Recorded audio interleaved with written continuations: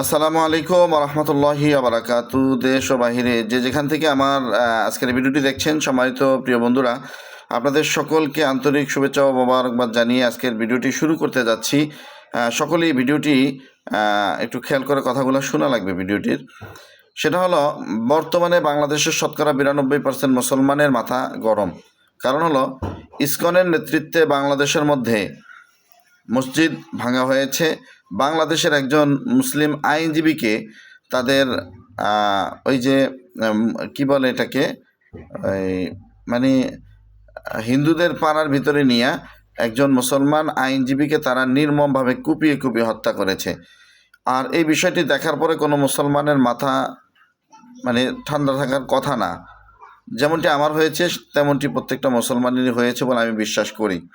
কিন্তু তারপরেও দেখেন, আমাদেরকে ধৈর্য ধারণ করতে হবে। কেন ধৈর্য ধারণ করতে হবে জানেন? বাংলাদেশকে নিয়ে কিন্তু একটা গভীর ষড়যন্ত্র চলতেছে। বাংলাদেশকে নিয়ে গভীর ষড়যন্ত্র চলতেছে, এটা কিন্তু পরিষ্কার, আপনাকে আমাকে বুঝতে হবে।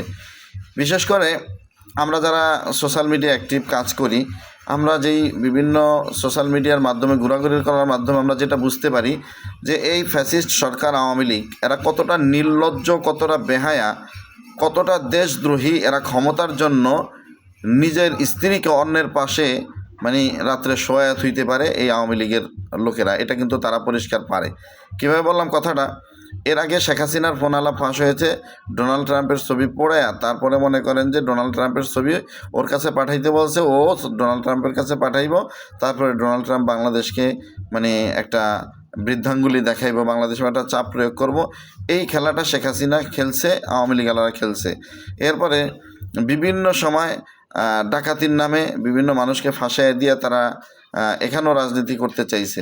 তারপরে আপনারা দেখেছেন যে আনসার বাহিনীকে উস্কানি দিয়া, আনসার বাহিনীকে দিয়েও কিন্তু তারা একটা অভ্যুত্থান ঘটানোর চেষ্টা করেছে, কিন্তু তারা পদে পদে ব্যর্থ হয়েছে। ইনশাআল্লাহ ব্যর্থ হবেন। শেষমেশ আমরা দেখলাম, আমি গতকালকে একটা পোস্ট দেখে আমি আশ্চর্য হয়েছি।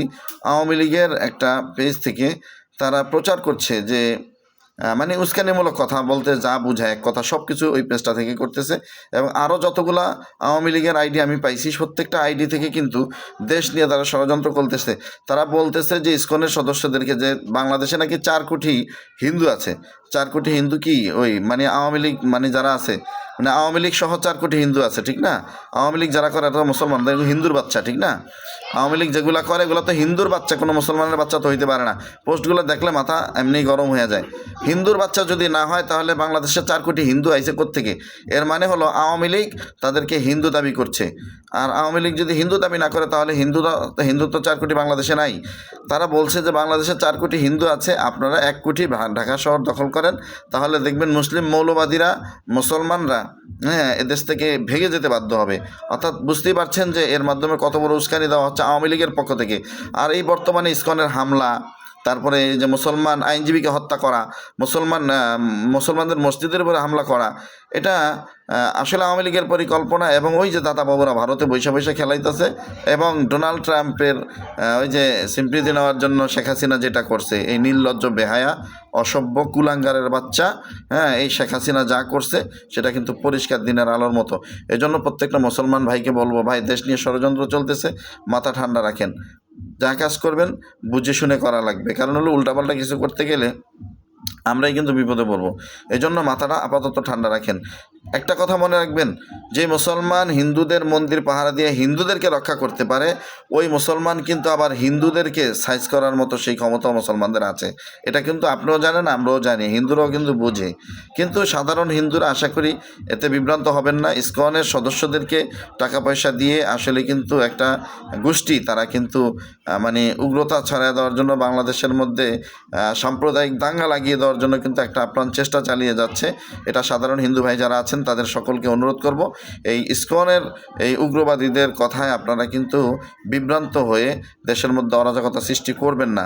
যদি করেন, হয়তো আমরা সাময়িক কিছু সমস্যা হইতে পারে আমাদের, কিন্তু আপনারা কিন্তু এদেশে শান্তিতে বসবাস করতে পারবেন না। কারণ হলো আমরা স্বাধীনতার পর থেকে এই কথা কেউ বলতে পারে না যে বাংলাদেশে হিন্দু এবং মুসলমানদের মধ্যে সাম্প্রদায়িকতা আছে, এটা কেউ বলতে পারে না। যদিও কিছু রাজনৈতিক দল তাদের ফায়দা হাসিল করার জন্য তারা এই সমস্ত কথাগুলো বলেছেন, কিন্তু সাধারণ হিন্দু ভাই যারা আছে তাদের অনেকের সাথে কথা হয়েছে, অনেকে যেটা বলেছেন সেটা হলো যে আসলে এর মাধ্যমে আমরা যেটা মানে সাধারণ হিন্দুদের কাছে পাই সেটা হলো, সাধারণ হিন্দুদের কথা হলো না এই বাংলাদেশের সাম্প্রদায়িক সম্প্রীতি বজায় আছে ইনশাল্লাহ। সাম্প্রদায়িক কোনো দাঙ্গা হাঙ্গামা লাগার কোনো সুযোগ নাই এদেশে, কারণ মুসলমান এবং হিন্দুরা আমরা কিন্তু মিলেমিশে একাকার আমরা একসাথে বসবাস করছি, এটা কিন্তু সকল দেশের মানুষ আমরা দেখতে পেরেছি।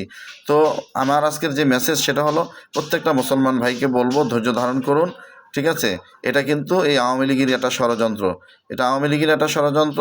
তারা দেশের মধ্যে একটা অরাজকতা সৃষ্টি করে, ওই যে বেহায়া নির্লজ্জ ক্ষমতা পাগল শেখ হাসিনা, হ্যাঁ, এই শেখ মুজিবের মাইয়া, এই কুলাঙ্গারের বাচ্চা কুলাঙ্গার, ও কিন্তু বাংলাদেশের মধ্যে একটা বিশৃঙ্খলা সৃষ্টি করে আবারও ক্ষমতা দখল করে, হ্যাঁ, তারা কিন্তু দেশের মধ্যে বিশৃঙ্খলতা সৃষ্টি করে এই দেশটাকে কিন্তু একটা হিন্দু রাষ্ট্র বানাতে চায়, অর্থাৎ ভারতের একটা অঙ্গরাজ্য বানাতে চায়। এটা মানে পদে পদে প্রমাণিত হয়েছে এবং সেটা এখনও ভারতে বসে তারা কিন্তু চেষ্টা চালিয়ে যাচ্ছে।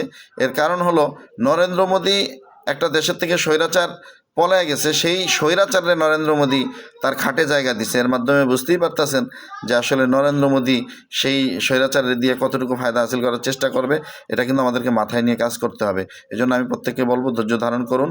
আমাদের নেতারা আছে, আমাদের লিডাররা আছে, ধর্মীয় নেতারা আছে, তারা যেভাবে বলে আমরা সেইভাবে পদঙ্ক অনুসরণ করে ইনশাল্লাহ সামনের দিকে আগবাড়িয়ে কাজ করব। নিজেরা কেউ উচ্ছৃঙ্খলতা সৃষ্টি করব না, যদি করি এর দ্বারা আমাদের হিতে বিপরীত হবে, আমাদের নিজেদেরই ক্ষতি হবে। সেই জন্য মাথা ঠান্ডা রাখে কাজ করার জন্য সকলকে অনুরোধ করব। তবে মনে মনে এবং প্রত্যেকেই মানসিকভাবে প্রস্তুতি নিয়ে থাকবেন। যদি কোনো দিন হিন্দুরা যদি বাংলাদেশে অভ্যুত্থান মানে ঘটানোর চেষ্টা করে, এই অপচেষ্টার দাঁত ভাঙার জবাব দেওয়ার জন্য ইনশাআল্লাহ আমরা প্রস্তুত আছি। আমাদের প্রত্যেককে প্রস্তুত থাকতে হবে, এটা কিন্তু মাথায় রাখতে হবে ইনশাআল্লাহ। তো দর্শকবৃন্দ, যারা আমার ভিডিওটি দেখছেন, যদি ভালো লাগে অবশ্যই একটি লাইক দিয়ে, যদি মনে করেন যে দেশকে ভালোবাসেন, হ্যাঁ, ইসলামকে ভালোবাসেন, তাহলে অবশ্যই এই ভিডিওটা একটা লাইক দিয়ে কিন্তু ভিডিওটা শেয়ার করে ছড়িয়ে দিবেন। দেখা হবে নতুন করে ভিডিও নিয়ে, ততক্ষণ ভালো থাকবেন, সুস্থ থাকবেন, সবাই সচেতন থাকবেন। আল্লাহ হাফেজ। আসসালামু আলাইকুম ওয়া রাহমাতুল্লাহি ওয়া বারাকাতুহু।